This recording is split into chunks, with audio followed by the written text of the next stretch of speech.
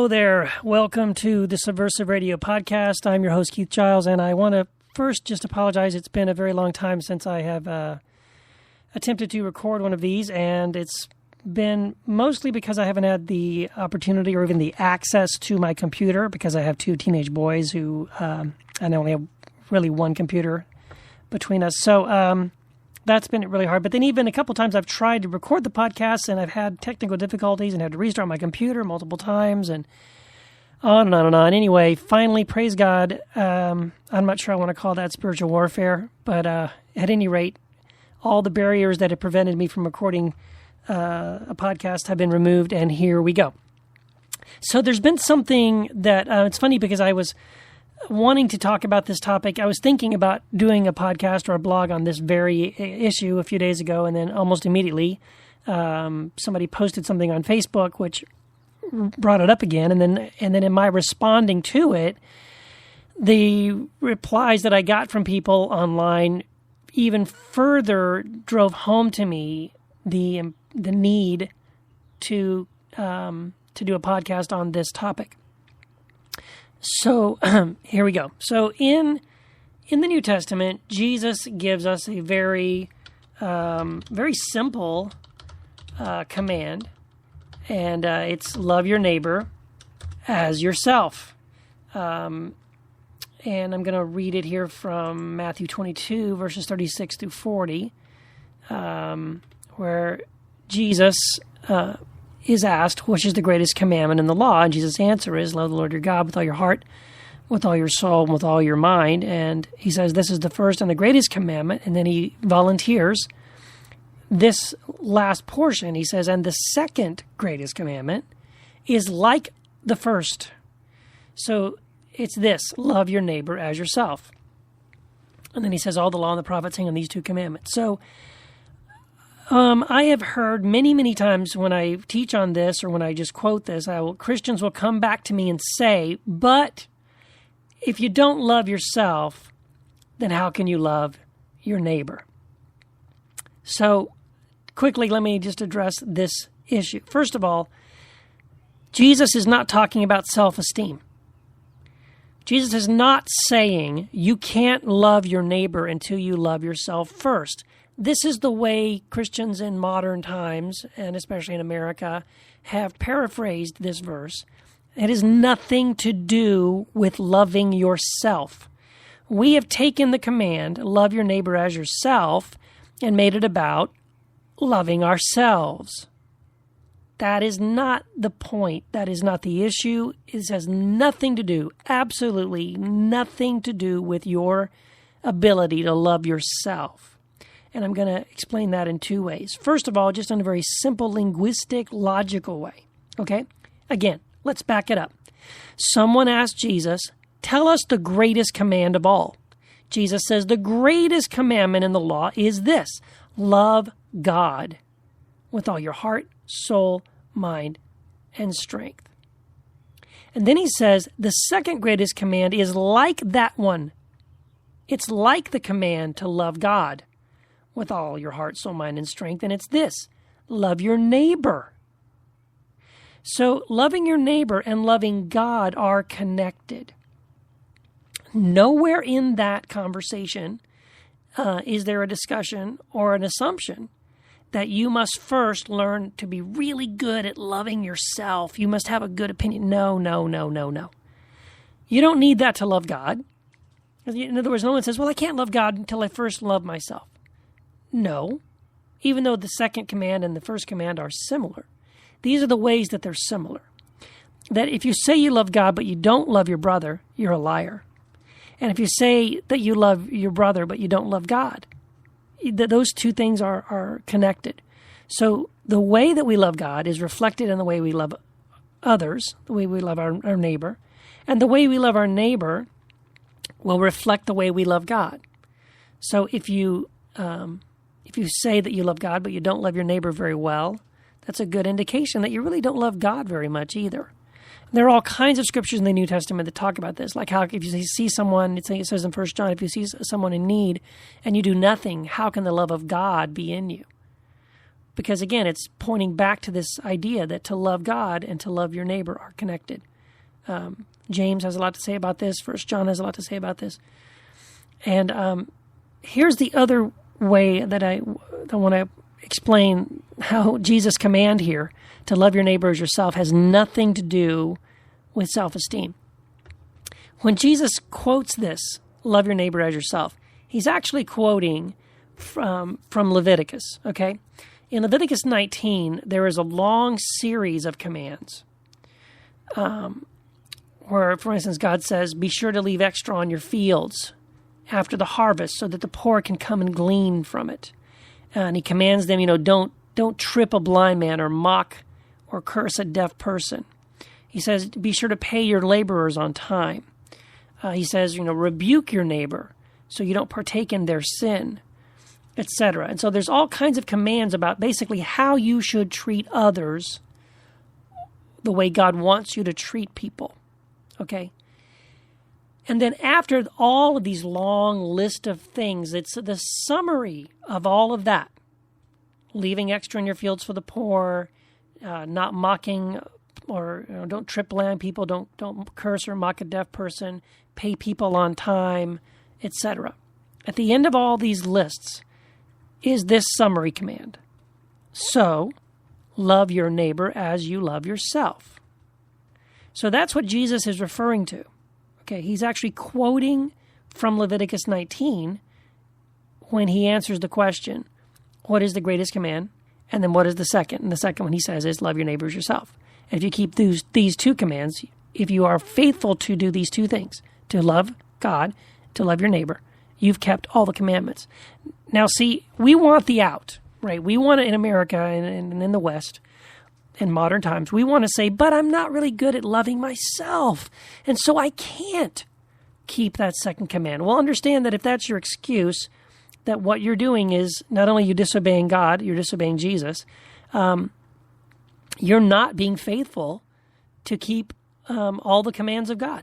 Because God says, Jesus affirms, that you are simply to love God and love your neighbor. And if you're saying, I can't love my neighbor until I love myself, as if, well, first I need to go do another thing. And that thing, by the way, is loving myself. You've misunderstood it. Now, when I was having this conversation earlier this week, someone corrected me and said, well, it isn't about self-esteem. It isn't about all that. It isn't about pride. It isn't about all that. But it's about just, really, loving myself the way God loves me, etc. But still, that there is no but. There is no if in this command, love your neighbor as yourself. My good friend, Dr. Thomas Crisp,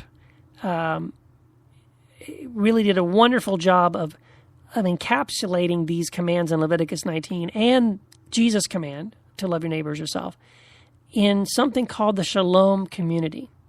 So in the Old Testament idea, and the laws and the prophets and the Psalms, etc., there is, and especially contained in Leviticus 19, what we see there in all those series of commands is something that is expressed in what's known as the Shalom community. And essentially it's this. It's the idea that everyone in the community should be included in the Shalom, or the peace community. So that, in other words, no one has real peace. No one truly has Shalom if only some of us have Shalom or peace. Or how it's expressed is that we have enough. So in the Shalom community, everyone has enough.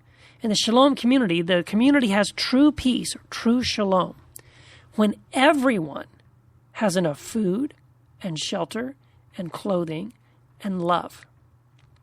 And the day that everyone is loved like that, then everyone has Shalom. Everyone truly has Shalom. So if we thought that we had Shalom, if we did our best and everyone in our community was fed and sheltered and clothed and welcomed and loved, and suddenly we realized that, there's a guy at the end of the street and he doesn't have food for tonight.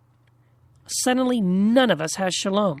None of us is truly a member of a Shalom, a peace community, until we all go and make sure that that guy has enough food. And the minute that guy has food and shelter, and everything else that he needs, when everyone in the community has enough, then there is true shalom, there is true peace, and we have kept the command to love our neighbor as we love ourselves. So when Jesus says to love your neighbor as yourself, this is what he means by love. Okay, let me explain it in that context. When you think about yourself for a second, when you're hungry, just think about it. You're really, really hungry. Do you fix that? Do you go and make yourself a sandwich? Do you get in the car and drive over to Pizza Hut and order yourself a pizza? Do you get up from the couch and go into the kitchen and open the refrigerator and find something to eat? If you do those things when you are hungry, then do that. Be willing to do the same for the person that you see that isn't fed, that is hungry and doesn't have food.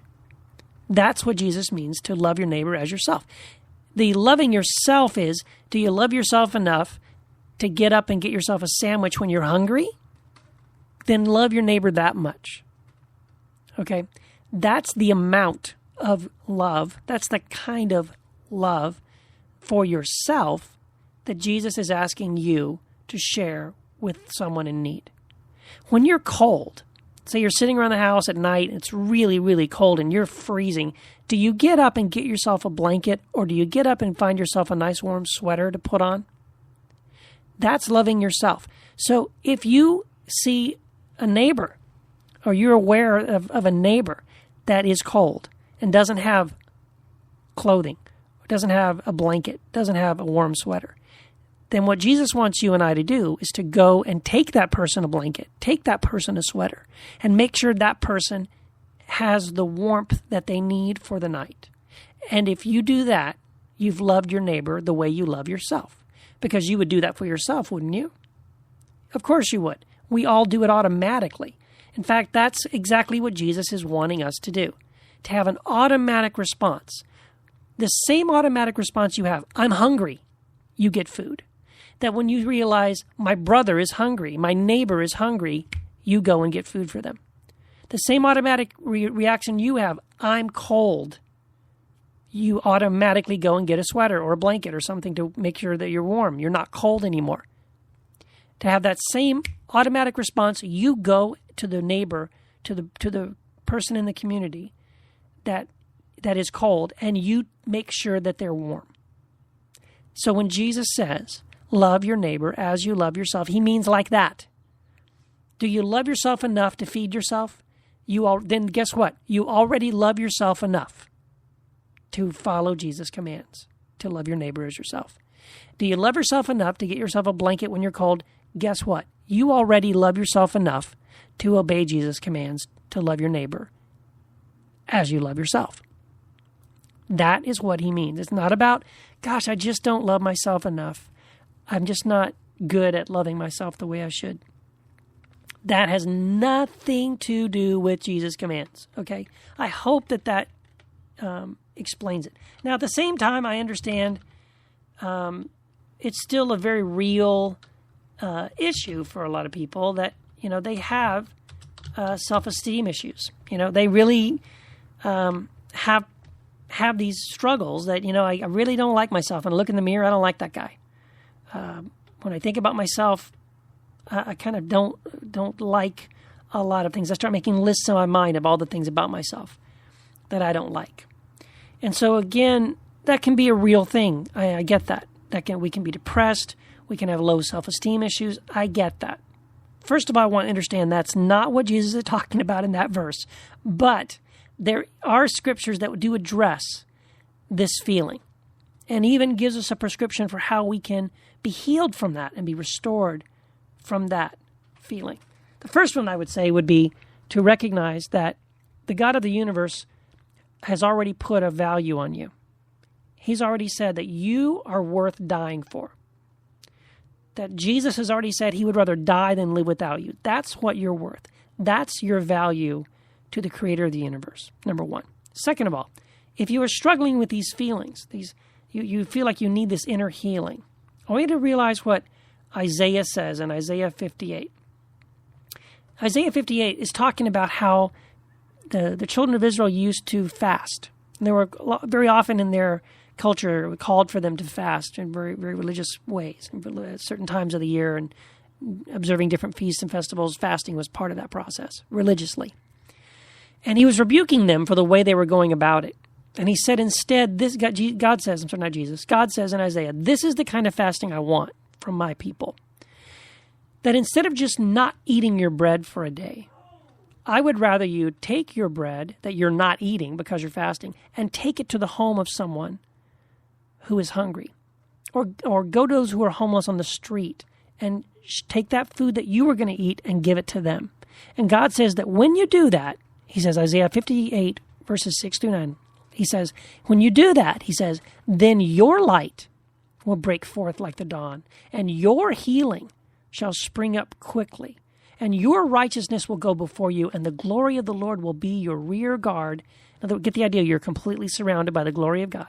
And then he says, you shall call, and the Lord will answer, and you shall cry, and he will say, here I am. Now, continuing in Isaiah 58, verses 10 through 12, he says this, if you pour yourself out for the hungry, and if you satisfy the desires of the afflicted, then your light will rise in the darkness, and your gloom will be as the noonday sun. And the Lord will guide you continually and satisfy your desire in scorched places, and make your bones strong, and you shall be like a watered garden, like a spring of water, whose waters do not fail. So once again, do you see this? The idea that, well, I can't love my neighbor as I love myself because I don't love myself enough. Not only is that not what Jesus is talking about, in Isaiah, God specifically says, if you think, woe is me, I've got all these problems, I've got all these troubles, I've got all these issues, I can't do that. God in Isaiah says to us, if that's your issue, I still want you to take your food and give it to the hungry. I still want you to feed the poor. Okay? So Jesus says, love your neighbor as yourself. And what he means is, when they're hungry, feed them, right? When they're thirsty, give them something to drink. When they're cold, give them something to be warm. Okay? But God in Isaiah 58 says the same thing. He says, I want you to go ahead even when you feel like you're down, even if you feel like you're in trouble, even if you feel like your soul is downcast. Go ahead and take your food and give it to the poor, and feed the hungry, feed the poor, care for those who are in need, bless those who don't have as much as you have, and then your light will rise in the darkness, and then your gloom will shine, will change into the noonday sun, and then the Lord will guide you continually and satisfy your desires and bless you. So either way, the answer that God has to this objection or to this argument that I don't love myself enough, and is to realize, no, you know what? Actually, you have what you need. There are others who have much worse problems than you. And when you learn to love others, guess what? You will learn to love yourself. You will realize that you are loved in abundant ways. And you know what? That is the truth. It really is true. Go volunteer. You feel yourself down in the dumps and you're not feeling, like you have the self-esteem that you need. Go and serve the poor. Go and care for those in need. You know what? Your heart will be lifted. Your spirits will be blessed. You'll receive a bigger blessing than you bring to people in need. That's a beautiful truth. It really is true. So once again, Christians, when you hear Jesus say to love your neighbor as yourself, understand it's not about you. And all that's required of you is to go ahead and love people, and go ahead and give to those who are in need. Go ahead and take the extra that you have and give it to those who don't have enough, and make sure everyone has enough. And when we do that, we're blessed and they're blessed, and we have fulfilled the command to love God with all our heart, soul, mind, and strength, and to love our neighbor as ourselves. And I think that I'm going to let it let that be it for today. And thank you for listening. And I will hopefully podcast again soon because there are several things I still want to talk about. And hopefully we'll get to that coming up. Thanks for listening. God bless, and let the kingdom come.